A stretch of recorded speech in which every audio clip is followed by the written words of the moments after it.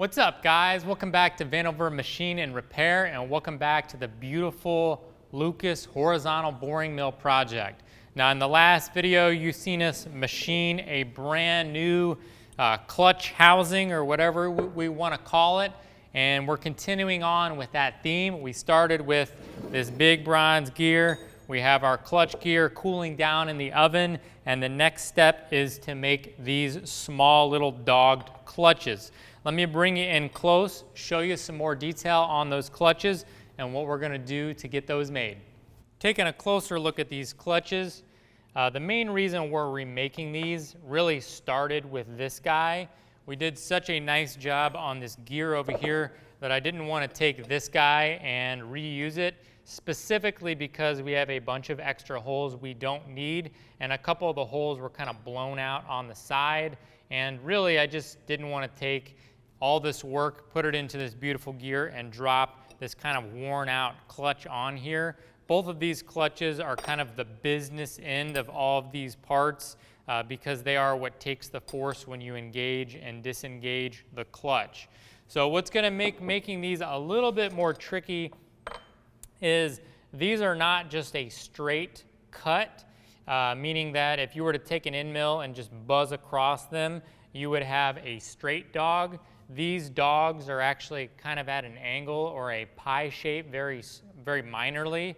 Since we're remaking both of them, we probably could just go with a straight design, but I am going to try to mimic the factory design as close as possible. I don't know if it's going to matter. So when we come in here and do this on the rotary table, we're actually going to need to make 3 cuts per tooth, one that's straight and then one on each angle, so we have this kind of like more pie shape. It is very subtle, and that'll make it kind of take a little bit longer and be a little bit more tedious. But aside from that, making these really isn't going to be too big of a deal. What is possibly going to be a big deal is when we go to heat treat these. Now, I've taken my hardness tester and tested these guys, and they're somewhere in the vicinity of about 40 Rockwell C. When you're testing small parts like this, you want to hold them in a vise so that way your readings aren't skewed because they don't have a lot of mass. But I was getting somewhere in that range on average, and so I want to harden these. But when you're dealing with really small parts like this, they can warp. So I was a little less concerned about the last one, but these parts I'm definitely more concerned about. I think, if I'm being honest, I think these are cast iron, and I think the hardness that I'm getting is as a result of work hardening just on the surface.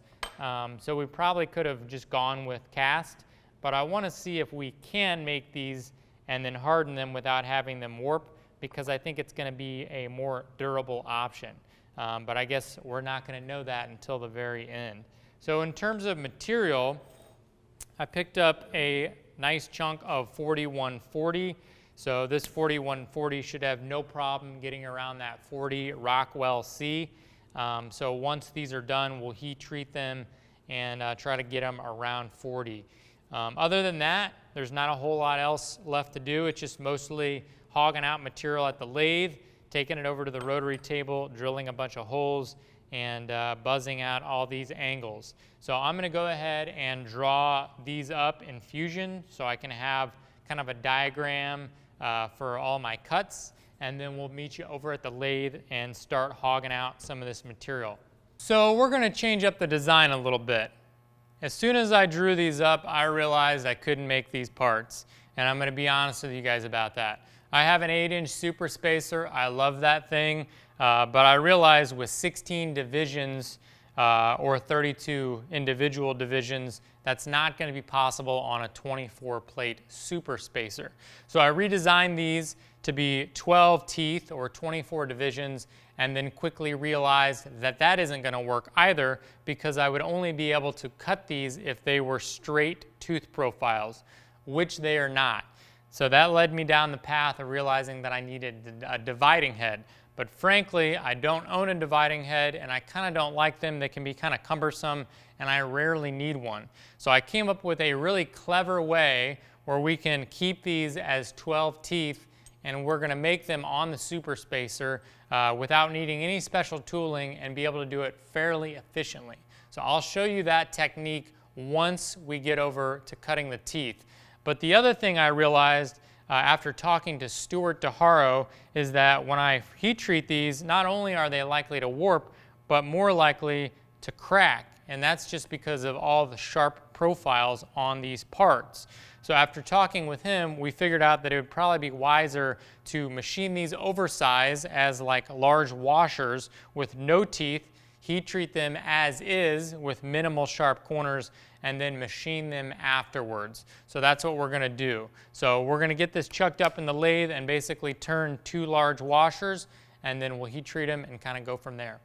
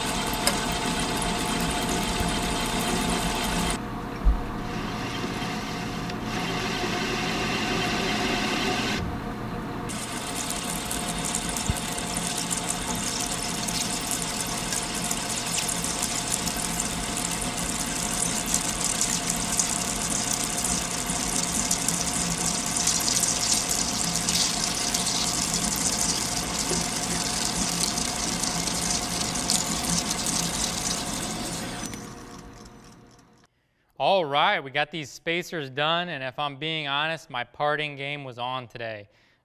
Most of these surfaces are parted, and the parting finish turned out great. Usually I don't get that good of a finish. Probably was a combination of having the tool post square, the right insert, a new insert, and a good feed rate, but I'm really happy with that. These do not need to look great. They're going to turn black, and they are oversized. I was just trying to rough them out, but they ended up turning out looking good, just kind of as a bonus, but it doesn't matter. I ended up making 2 of each. That way I can practice on one, learn what I need to learn, and then when I move on to the final one, I'm a little bit more confident. And then we made them oversized, about 16th inch in all directions, including thickness. So that way, if they do move in heat treatment there's a little bit extra meat to machine down. So the next step is I'm going to actually normalize these parts. Probably unnecessary. This is annealed material, meaning it was normalized or annealed to some extent. But that's just going to minimize internal stress. So we'll get them over to the oven, we'll normalize them. Once it's done, I'll let it cool, and then we'll do a heat treatment, and then once it's done, we'll temper the parts. And the benefit of having 4 here is if I'm really kind of curious how it's going to go, we can take the test pieces and temper those first and heat treat them, see how the hardness turns out, and kind of adjust our process for the final versions. So let me get these over to the oven so we can get these guys normalized. All right, we let these guys sit overnight. Got them stress relieved or normalized. I actually took this over to a surface plate and to see if it warped, and it didn't. It's completely flat. Next step is, I'll clean this off since I was touching it, but I'll go ahead and get these guys heated up so we can do a heat treat and a quench, and then after that we'll temper them and move on to the next step. All right, we're ready to get these guys out and temper them. They've been in the oven for a little bit at 1600 degrees Fahrenheit. We got our oil here for our quench. Let's get to it.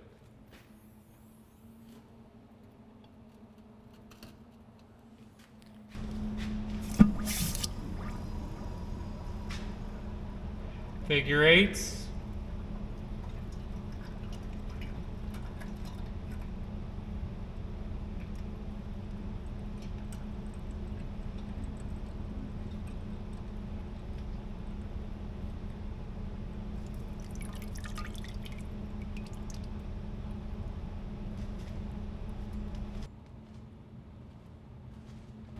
All right, next one, I'm gonna try to do figure 8s, and I'm gonna try to get it in there a little quicker. I don't really love these pliers. Kind of weak sauce, but it's fine for these.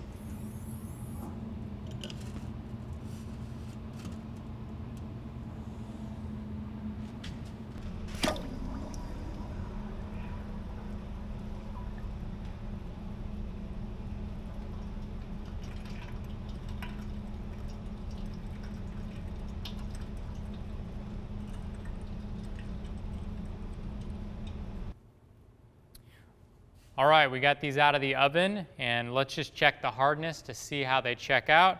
We have the control here, which is the part that I made them from. I'm just going to call these out.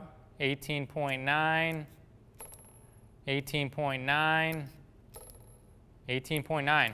So almost 19. We'll just do a couple of these. 37.4, 37.5, 41.5, 39.8. All right, so as you can see, we've gone from 18.19 up to 39.40. So that's actually not as high as I would have expected based on the numbers I was getting with the heat and the time. I was thinking we'd be getting these into the 60s and then temper them down, but we're actually close to 40. So we're going to go ahead and put them back in the oven. We'll temper them down. Honestly, they don't really need to be hard like the last part. So this is more of a learning process, bringing you guys along. But I'd like these to be somewhere between 24 and 35. So that's a pretty wide range. I think we'll probably get somewhere in the low 30s just based on what I'm seeing here. but we're gonna bring it over to the oven and get these bad boys tempered.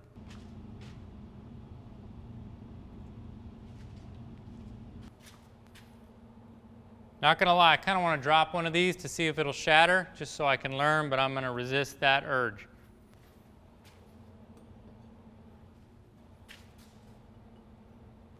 All right, we're gonna go ahead and temper these guys. As far as tempering, we are gonna do 950 for like an hour. It's already almost 700 degrees in there already. So we'll bring you back once it's done. All right, let's check these guys out.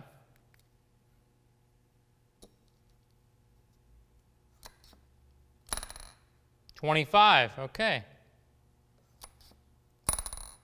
34, 27, 30. All right, so we're gonna say 30 average. Pretty good, I don't want them too hard. 29, 30, 29, 21, 28, 28, 26.3, okay. So these might be slightly softer, which will actually be good. We want to make sure in an ideal world that they weren't the exact same hardness. So one of them could wear a little bit more than the other, but to be frank, until we get these machined and ground, we're not going to be able to get an accurate reading. So I'm going to say that these are in the 25 to 32 range, which is perfect. That'll machine nicely. So we'll get these over to the lathe. I'm going to go ahead and just set one set to the side, and we'll do that one later. And then we'll come in here and machine these on the lathe and get them ready for the mill for the rotary work.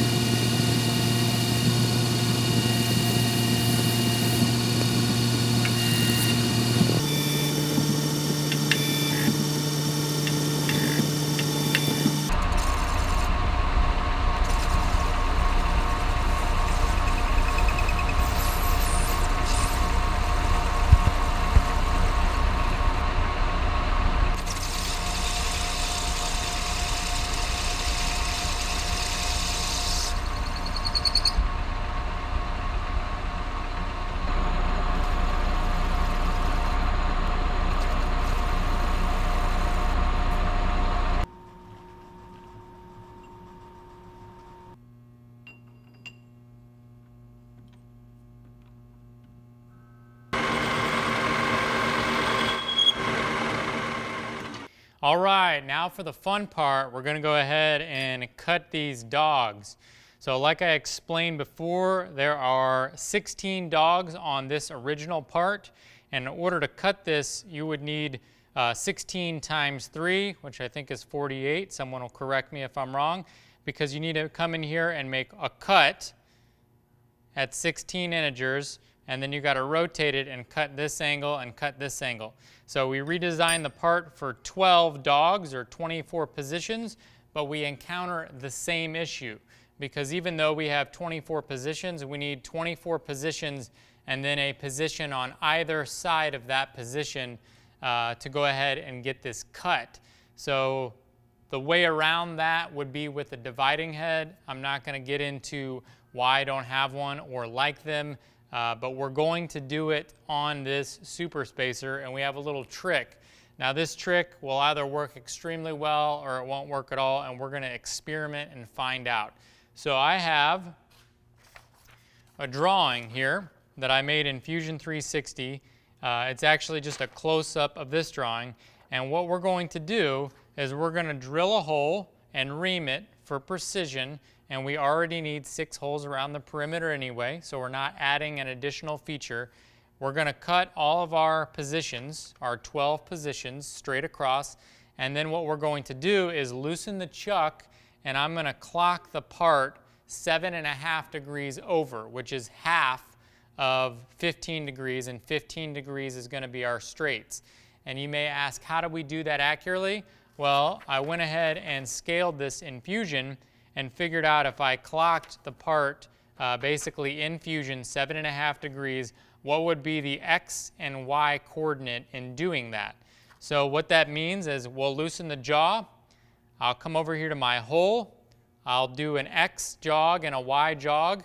I'll come down and make sure that I'm centered on that with a gauge plug of some kind. And then we'll tighten the chuck, confirm that it's a nice fit, and that should give us exactly 7.5 degrees off of our original marks. So then we can come around and cut the angle on one side, and then we'll come back to 0, and then we'll return this back to 0 using the dowel pin, and then we'll do 7.5 degrees the other direction using the dowel locating pin, and come and cut the other angle. I've never seen anyone do this before. In theory, it sounds like it should work. And it seems like it should be pretty accurate, specifically because we're using the DRO and a gauge pin, but we're just going to find out. So this is the first piece. I'll go ahead and cut this piece. The height is a little oversized, which I'm not too concerned about, and then we'll kind of go from there. So if we need to do any learning, we'll do it on this one, and then if we can get good enough to get a good one on this one, well then we'll just roll with this one. So let's jump in there and cut some angles. All right, we're going to drill this hole. I'm using a number C drill bit, which is a little undersized, 1/4 inch.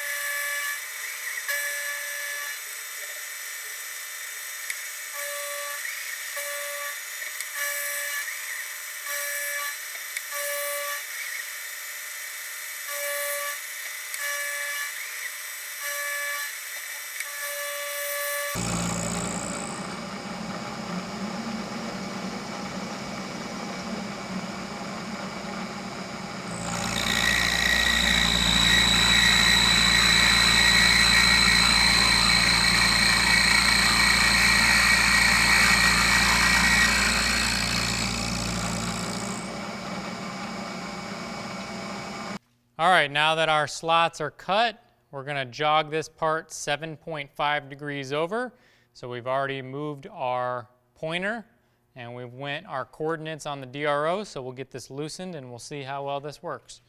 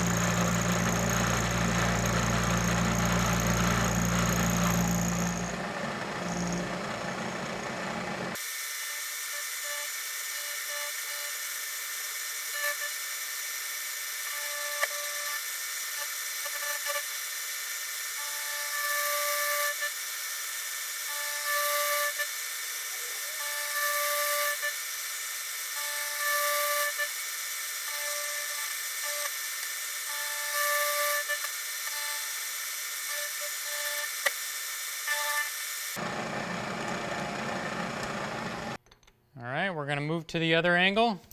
Loosen this bad boy. Rotate to our hole.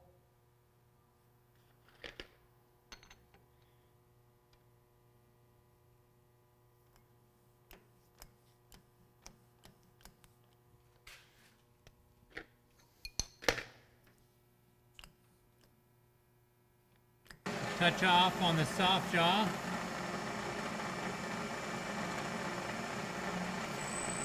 There we go, there's our 0. We've already moved over the same amount.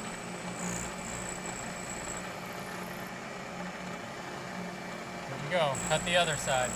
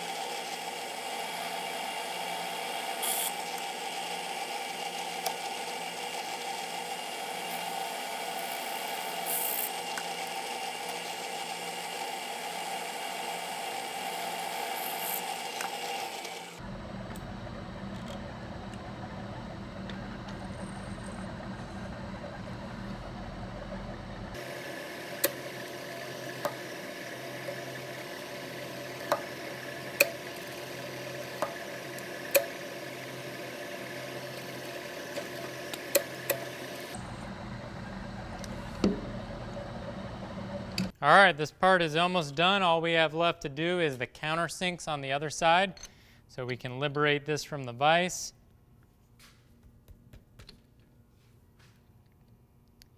Now these countersinks are going to overhang the edge. I'm fully aware of that.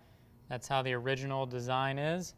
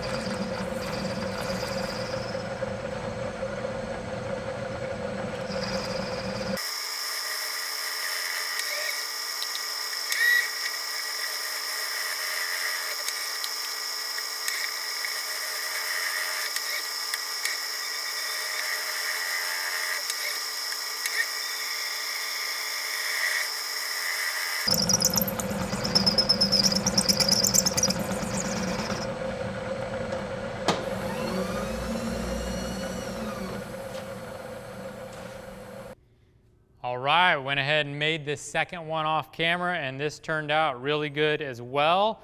The back with all the counter bores turned out nice. Surface finish is great, and overall, I'm really happy with the result. I did end up making these guys a nice fit. Originally, I had them a little bit tighter, but I added some clearance. You probably can't even see it, but there's probably about 6 thousandths of side-to-side movement. I had it about 1 or 2 thousandths, and I realized it's probably a little tight, so I added a little bit of movement so that they would kind of lock in a little easier, but it's still pretty dang tight. You can see the factory one, you know, I don't know, 15, 20, maybe 30, maybe not quite 30, somewhere 20 to 30 thousandths. So this is a much tighter fit than that old one, and overall I think this is going to work out perfect. And just so you can get an idea, this part flips over and bolts onto there with those screws, and then this guy slots into there like that, and then this kind of lifts up and engages into those dogs. All right, so this turned out really good. The next step is going to be fixing these teeth. So this will be a fun one. We have a cast iron part here. The hand wheel is part of this. And so the way they manufactured this is they did all the work. Then they came in here and engraved everything, and then added these components, and then had this painted or dipped or something. So this part is kind of a pain to manufacture. I cannot even get it from Lucas. They won't even issue it to me, and so we need to come in here and fix that. So that'll be the next video, and then same thing with this. Some of the teeth are chipped out, so we will be fixing both of these parts in the next video, so that'll be a fun one as well. If you guys enjoyed this video, let me know down below, and if you have any questions or comments, let me know your thoughts and feedback, and hope you enjoyed this video. We'll see you in the next one.